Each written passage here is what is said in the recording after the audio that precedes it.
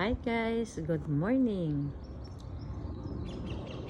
Yan na po ang aking mga alagang bulaklak. Yan, araw-araw yan good morning ko sila. Yan. Kasi napakaganda nila. Yan, ito yung aking thyme. Panghalo to sa mga lutuin. Para sa karne guys, ang thyme. Yan ang lago niya, oh. Ang bango.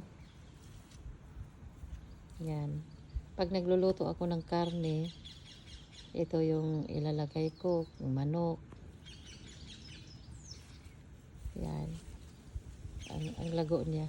Kailangan natanggalin yan mamaya. Yan na guys, ang aking mga halaman.